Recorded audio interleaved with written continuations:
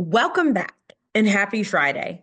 This week, we saw tons of bills filed and several more move through committees in both the House and Senate. Similarly to last week in the Senate, the House faced their filing deadline this Thursday. There's a lot to cover, so let's dive in. House Bill 186, the Stars and Stripes Commitment Act, would require all North Carolina schools to have students recite the Pledge of Allegiance before classes start for the day.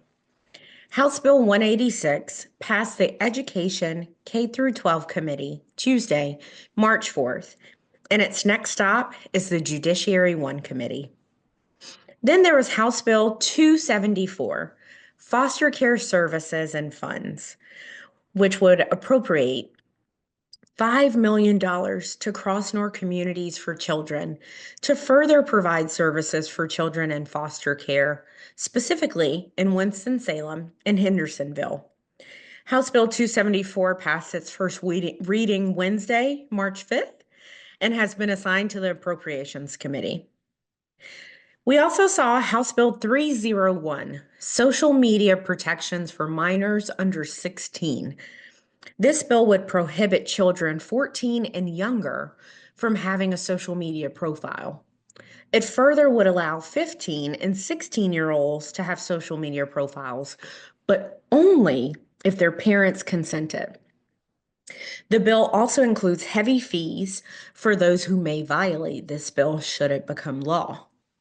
House Bill 301 passed its first reading Thursday, March 6th, and will be reviewed by the Judiciary 2 Committee members next.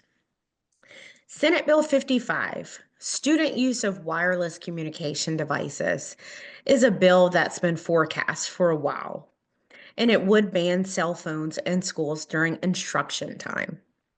Although there was so much discussion about this bill, Senate Bill 55 passed its third reading Tuesday, March 4th, and went on to pass its first reading in the House on Thursday, March 6th. It will now head to the House Rules Committee. Senate Bill 77, School Contracted Health Services, is a piece of legislation that would allow parents of children who are part of an individualized education plan, IEP, to contract out nursing services to support the students versus using the school's nurse. On Wednesday, March 5th, Senate Bill 77 was assigned to the Rules Committee. Senate Bill 211, Reenact the Earned Income Tax Credit, is a bill that was filed by a series of Democrats that seeks to reenact the Earned Income Tax Credit in North Carolina for low-income and working folks with children. This bill passed its first reading March 3rd and has been sent to the Rules Committee. We also saw Senate Bill 227, eliminating DEI in public education. This bill seeks to prohibit discrimination and polarizing concepts from being taught in public schools.